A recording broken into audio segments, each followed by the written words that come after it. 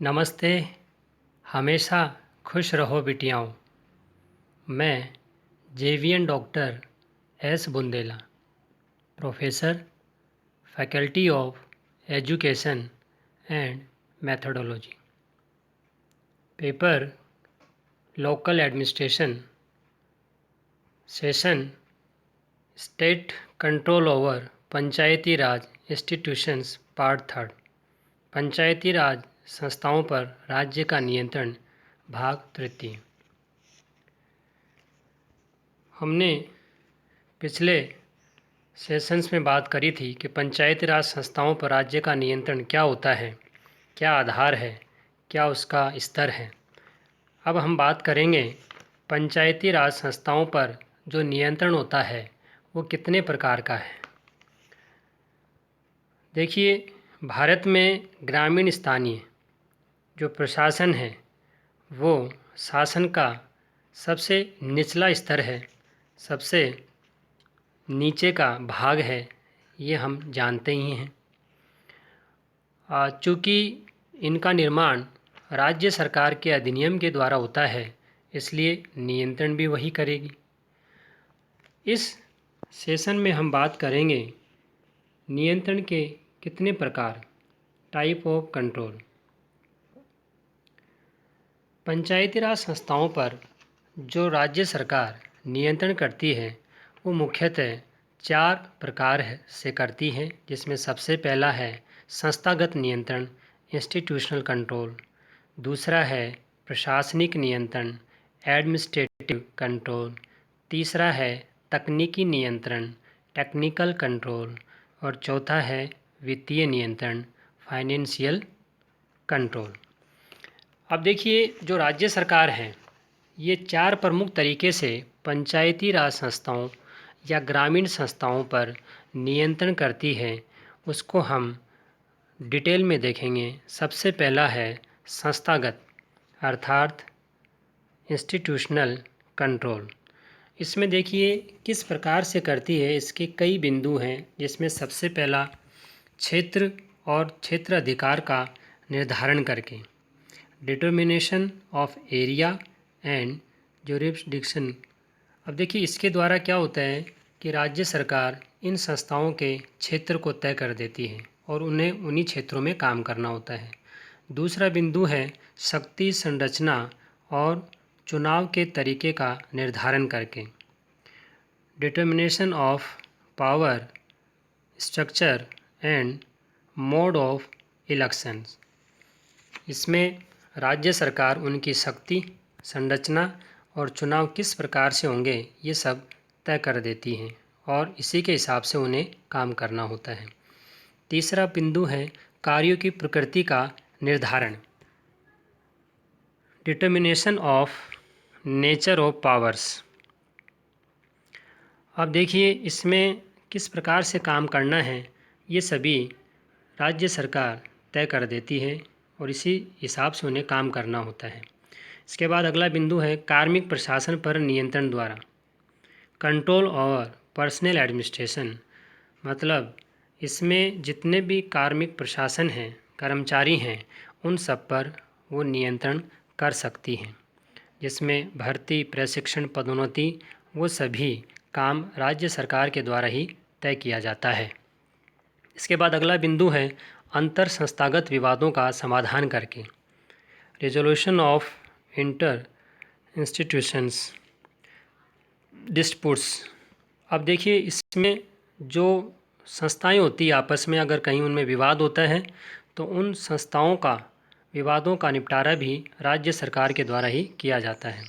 इसके अलावा अगला पॉइंट है इसमें अभिलेखों व संपत्ति पर नियंत्रण द्वारा control over records and property. तो इसमें क्या होता है कि जो राज्य सरकार है वो किस प्रकार से इन्हें अभिलेख तैयार करने हैं और इनकी जो प्रॉपर्टी है, संपत्ति है, उन सब पर कंट्रोल भी करती हैं। तो ये पहला प्रकार हमने देखा संस्थागत नियंत्रण, जिसमें ये बिंदु हमारे काम आते हैं। अब बात करते हैं प्रशासनिक नियंत्रण की अर्थात एडमिनिस्ट्रेटिव कंट्रोल। इसमें भी कुछ बिंदु हैं, जिसमें सबसे पहला पॉइंट है निरीक्षण व जांच के द्वारा, इंस्पेक्शन एंड इन्वेस्टिगेशन के द्वारा। देखिए, जो राज्य सरकार है इन संस्थाओं पर कभी भी निरीक्षण इनके कामों के लिए कर सकती है, जांच कर सकती है कार्यों की इसके द्वारा। दूसरा बिंदु है निर्देशों का प्रसारण द्वारा। तो ट्रांसमिशन ऑफ इंस्टीट्यूशंस, अब समय समय पर सरकार इन्हें निर्देश देती रहती है। इसके अलावा तीसरा बिंदु है कर्तव्यों के निर्वाह में विफल रहने पर नियंत्रण। तो control of failure to discharge duties, अगर कोई कर्मचारी अपने कर्तव्यों का पालन नहीं करता है तो उस स्थिति पर उन्हें नियंत्रण किया जाता है। इसके अलावा अविश्वास प्रस्तावों का कार्यान्वयन द्वारा, तो implementation of no confidence motion के द्वारा। तो इसमें मान लीजिए अगर ये संस्थाएं काम नहीं करती हैं तो राज्य सरकार अविश्वास प्रस्ताव द्वारा इन्हें भंग भी कर सकती हैं। इसके बाद में अगला बिंदु इसमें है पदाधिकारियों और सदस्यों को पदमुक्त के द्वारा। तो release of office to officials and members, अब इसमें अगर कोई अधिकारी सदस्य कोई काम ढंग से नहीं करते तो उन्हें पद से भी राज्य सरकार हटा सकती है। इसके बाद अगला बिंदु है पारित प्रस्तावों का स्थगन द्वारा।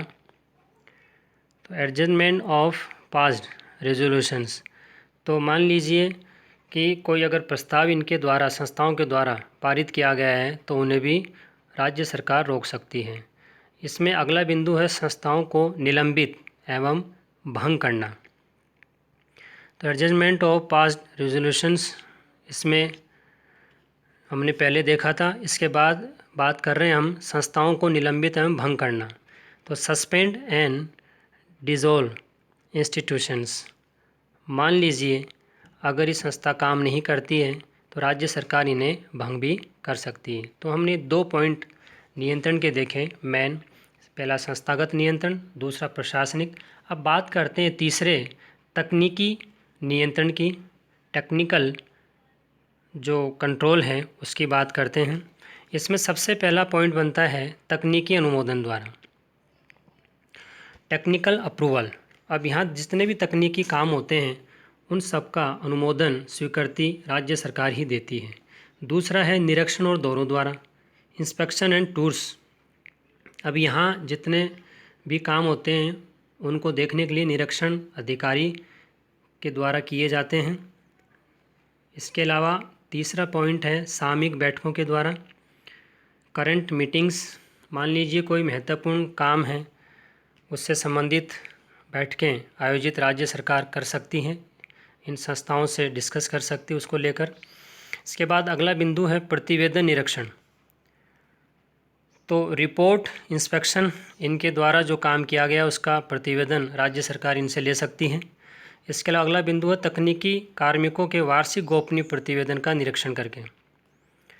तो inspection of annual confidential report of technical personnel, तो जो तकनीकी कर्मचारी हैं उनके वार्षिक गोपनीय प्रतिवेदन की भी जांच इन्हीं के द्वारा राज्य सरकार के द्वारा तय की जाती है। अब बात करते हैं चौथे प्रकार की, वित्तीय नियंत्रण, फाइनेंशियल कंट्रोल। इसमें भी कुछ बिंदु हैं जिसमें पहला है आय का नियमन करके, तो इनकम रेगुलेशन के द्वारा। इसमें आय जो है उससे संबंधित नियम राज्य सरकार बनाती है इन कर्मचारियों का, उससे नियंत्रण किया जाता है। दूसरा बिंदु है बैंकिंग व्यवस्था का नियमन द्वारा, तो रेगुलेशन ऑफ बैंकिंग सिस्टम। इससे भी क्या होता है कि किस प्रकार से आप बैंकिंग व्यवस्था कर सकते हैं ये तय भी राज्य सरकार ही करती है, तो जिसके दायरे में इनको काम करना होता है। इसके बाद अगला बिंदु बजट के सिद्धांतों का नियमन करके, तो regulation of budget principles, budget संबंधी सिद्धांत नियम भी राज्य सरकार ही बनाती हैं और उसका पालन इन्हें करना ही पड़ता है। इसके बाद अगला बिंदु है लेखा संधारण और अकाउंटिंग मेंटेनेंस। अब इसमें जितना भी इन्होंने काम किया है संस्थाओं ने, उन स्थानीय संस्थाओं के द्वारा जितने भी काम हैं उन सबको मेंटेन करना होता है, लिखित में बही खातों में लिख कर रखना होता है, जिसकी जांच कभी भी सरकार कर सकती हैं। इसके बाद में अगला बिंदु अंकेक्षण या इसको कहते हैं ऑडिट। इन स्थानीय संस्थाओं या पंचायती राज संस्थाओं या ग्रामीण संस्थाओं के द्वारा जितने भी जो भी काम किए गए हैं उन सभी काम की जांच कभी भी सरकार कर सकती है। यह सेशन डिजिटल वर्जन 2.0 ज्योति विद्यापीठ महिला विश्वविद्यालय जयपुर द्वारा तैयार किया गया है। मैं यह आशा करता हूं कि आप मेरे डिजिटल सेशन से खुश हुए होंगे। अगर आपकी कोई क्वेरी है तो कमेंट बॉक्स में लिखें, मैं इसे हल करने की कोशिश करूंगा। धन्यवाद।